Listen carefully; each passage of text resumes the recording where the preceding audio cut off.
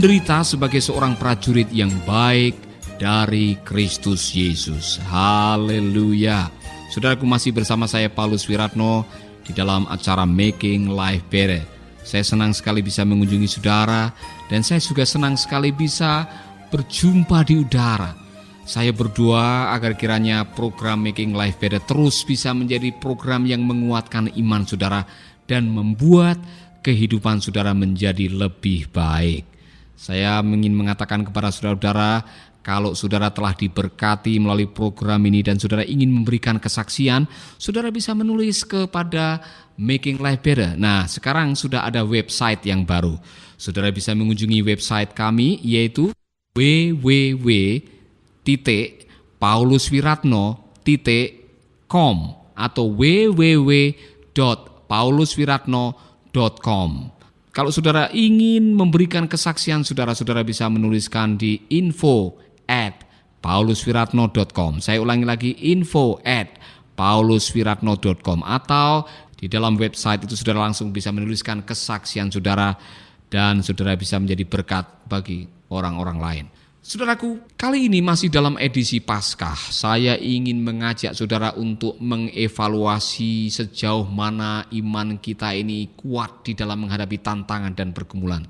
Adalah indah sekali di hari-hari Paskah kita mengenang kembali Via Dolorosa, dan dia harus menjalani hari-hari yang begitu menderita. Tetapi dia dengan begitu setia menjalani penderitaan. Karena apa, saudaraku? Karena Tuhan Yesus mengasihi saudara dan saya. Yesaya menggambarkan pada waktu itu Yesus seperti domba yang keluh yang dibawa ke pembantaian. Mukanya tidak bisa dikenali. Dia menjadi seperti orang yang dilecehkan. Orang mencibirkan bibir dan merendahkan, meludahi dan menghinanya. Tetapi dia melakukannya oleh karena dia ingin menebus jiwa kita dari kungkungan dosa. Dan sekarang Rasul Paulus menasihati kita, kalau kita sudah menjadi orang yang mengakui bahwa dia adalah Tuhan dan Juru Selamat, jangan mudah menyerahkan keyakinan itu. Bahkan kalau kita harus menderita demi apa yang kita yakini, jalanilah, saudaraku. Itulah sebabnya Rasul Paulus menasihati Timotius dengan kalimat ini, ikutlah menderita sebagai seorang prajurit yang baik. Ingat baik-baik, ikutlah menderita sebagai seorang prajurit yang baik. Yesus pernah mengatakan kepada para muridnya, kalau kamu mau mengikut aku, kamu harus berani memikul salib. Artinya, mengikut Tuhan memang ada tantangan. Ikut Yesus memang ada resiko. Jangan pikir mengikut Yesus semuanya akan baik-baik saja. Jangan pikir pada waktu saudara percaya kepadanya kemudian dibaptis, kemudian semuanya akan menjadi normal, baik-baik dan tidak akan menghadapi tantangan. Itu salah. Mengikut Yesus ada resikonya, yaitu kita akan menghadapi tantangan, dan untuk tetap bertahan kita harus siap menghadapi penderitaan. Saudaraku, Rasul Paulus mengatakan kepada Timotius supaya Timotius bisa berlaku sebagai seorang prajurit. Nah, coba perhatikan ini. Dengan memahami ilustrasi ini, kita akan memahami betapa pentingnya kita harus mempersiapkan diri untuk menghadapi penderitaan demi mempertahankan iman. Yang pertama, seorang prajurit yang sedang berjuang tidak memusingkan dirinya dengan soal-soal penghidupannya. Saudaraku, kalau saudara melihat tentara yang sedang berperang, saya yakin tentara-tentara yang sedang berperang tujuan utamanya ialah memenangkan peperangan. Apapun juga risikonya.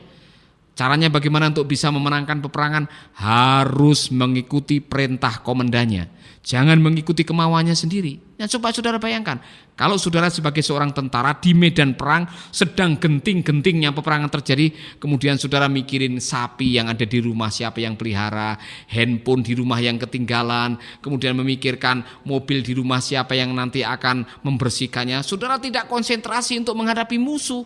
Saudara memikirkan mengenai kepentingan saudara sendiri. Jangan-jangan belum sempat saudara maju berperang, saudara baru melangkah menuju ke perkemahan musuh. Lebih dahulu saudara ditembak oleh musuh saudara karena tidak punya konsentrasi di dalam berperang. Seorang prajurit yang sedang berjuang tidak memusingkan dirinya sendiri. Apa aplikasi kebenaran ini dalam hal kita mengiring Yesus? Yesus mengatakan kepada kita sekalian, saudara-saudara, bahwa kita harus bersiap-siap memikul salibnya. Pada waktu kita harus menghadapi aniaya dan tekanan, memberikan peringatan jauh sebelumnya. Kamu akan dianiaya oleh karena namaku. Sehingga pada waktu kita harus menghadapi aniaya, jangan kaget, jangan heran, jangan terkejut saudara-saudara. Kita akan menghadapi mungkin aniaya itu dalam bentuk pelecehan atau saudara direndahkan melalui kata-kata, apa itu Kristen? Ngapain kamu ikut-ikut Yesus itu? Ngapain ke gereja? Udah enggak usah ke gereja. Saya enggak usah ke gereja aja, saya makan kenyang, bisa tidur enak, bisa punya segalanya. Ngapain kamu ke gereja? Kamu enggak punya apa-apa, dari dulu melarat. Sebelum Kristen kamu sudah melarat, sekarang menjadi Kristen kamu malah tambah melarat. Bagaimana engkau bisa mengambil keuntungan dari keyakinanmu? Apa arti daripada imanmu itu? Mungkin saudara pernah mendengarkan kalimat seperti itu. Atau mungkin saudara harus mempertaruhkan kehidupan saudara gara-gara saudara percaya kepada Tuhan. Gara-gara saudara percaya kepada Yesus Kristus, kemudian saudara diberi ultimatum. Kalau kamu percaya kepada Kristus dan tidak mau berganti keyakinan, maka kamu akan menghadapi risiko. Hari ini juga kamu tidak akan pulang ke rumah karena saya akan meninggalkan engkau. Saudaraku, saya pernah bertemu Pak Tono di daerah Tosari, Jawa Timur, dekat dengan Gunung Bromo. Pada waktu saya beribadah di tempat itu, Pak Tono memberikan kesaksian bagaimana dia harus berjuang menderita, menghadapi tantangan pada waktu dia percaya kepada Tuhan. Ceritanya begini saudaraku, Pak Tono mengalami kelumpuhan dan sudah bertahun-tahun tidak ada perbaikan. Hartanya sudah habis untuk mengobati penyakitnya, tetapi malah tambah parah. Dalam keadaan putus asa, malam itu dia mendapatkan penglihatan. Ada seorang yang berjubah putih, tangannya berlubang dan mengeluarkan darah datang kepadanya. Dan pada waktu malam itu, orang yang berjubah putih itu menumpangkan tangannya di dahinya. Ia merasakan seperti ada sebuah percikan kedamaian yang mengalir. Dan besok paginya, Pak Tono yang sudah bertahun-tahun lumpuh tiba-tiba bisa menggerakkan kakinya. Kemudian dia bisa duduk dan dia bisa berdiri dan kemudian dia bisa berjalan. Saudaraku, Pak Tono bisa mengalami mujizat kesembuhan dan di dalam sukacitanya itu dia penasaran sebetulnya siapa orang itu. Siapa yang datang di dalam mimpi itu. Dia berjualan tempe dari kampung ke kampung, dari rumah ke rumah. Satu hari dia masuk ke rumah seorang hamba Tuhan dan di dalam rumah itu ada kalender. Di dalam kalender itu dia melihat gambar orang berjubah putih yang tangannya berdarah. Kemudian dia bertanya kepada pemilik rumah itu, "Pak, ini gambar siapa?" Pemilik rumah menjelaskan, "Ini gambar Tuhan Yesus." "Siapakah dia itu?" Kemudian dijelaskan oleh pemilik rumah itu, "Ini adalah Allah yang telah menjelma menjadi manusia, kemudian dia datang ke dalam dunia karena mengasihi Anda dan saya. Ia datang ke dalam dunia, ia berkorban mati di kayu salib, kemudian dia bangkit pada hari yang ketiga, dan melalui bilur-bilurnya maka kita mengalami kesembuhan." Tidak lama setelah itu Bapak Tono mengatakan, "Benar Pak, orang inilah yang datang dan menumpangkan tangannya di dahi saya, kemudian besok paginya saya mengalami kesembuhan. Di mana saya bisa belajar mengenai orang ini?" Kemudian orang Kristen ini mengatakan, "Kamu bisa datang ke rumah saya kalau kamu ingin mendengar lebih banyak mengenai Yesus." Saudaraku, tidak lama setelah itu Pak Tono menjadi pengikut Kristus. Dia rajin mengikuti pemahaman-pemahaman Alkitab. Bahkan dia rajin datang ke dalam ibadah untuk belajar mengenai Kristus. Sayangnya, sang mertua mendengar. Demikian juga istrinya mendengar bahwa Tono sudah berubah keyakinan. Nah, saudaraku, datanglah aniaya dan tantangan untuk Tono. Mulai dari istrinya. Istrinya mengatakan, "Kalau kamu tidak berbalik kepada keyakinanmu yang semula, lebih baik kita pisah saja. Kalau kamu tidak mau meninggalkan keyakinanmu yang baru, lebih baik kita bercerai saja." Tono mengatakan, "Mana mungkin? Mana mungkin saya memisahkan diri dari orang yang telah menyelamatkan nyawa saya? Kamu tahu sendiri kan, udah bertahun-tahun saya sakit lumpuh, tidak ada yang bisa menyembuhkan saya. Kamu tahu sendiri kan, kita udah berusaha ke sana kemari dan tidak ada perbaikan sama sekali. Sekarang ada orang yang menyembuhkan saya dengan begitu luar biasa. Dan saya tahu orang itu adalah Yesus namanya. Masa saya harus mengkhianati dia?" Istrinya mengatakan, "Tidak bisa. Kalau kamu tidak mau meninggalkan keyakinanmu yang baru, kita lebih baik bercerai. Tono segera menghubungi hamba Tuhan di tempat itu dan berkonsultasi bagaimana baiknya. Tono mendapatkan kekuatan. Pak Tono, bertahanlah. Pertahankanlah imanmu. Nanti Tuhan yang akan membuat mujizat. Benar, saudaraku. Tono mulai berdoa dan berdoa. Dia berdoa supaya istrinya mendapatkan pencerahan, sehingga bisa menerima keyakinannya yang baru. Dan benar, akhirnya Tuhan menjamah istrinya Pak Tono.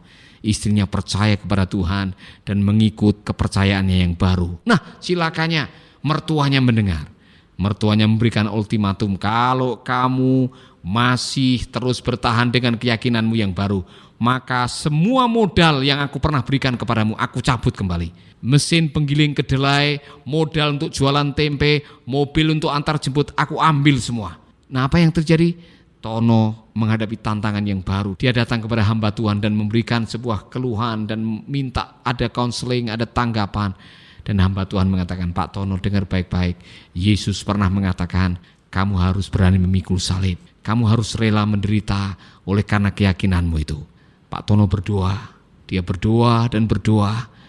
Dia berdoa supaya Tuhan memberikan kekuatan. Dan benar, saudaraku, Tono berdoa, dia mendapatkan kekuatan. Dan akhirnya mertuanya pun dijamah oleh Tuhan. Dan seluruh keluarga itu akhirnya percaya kepada Tuhan.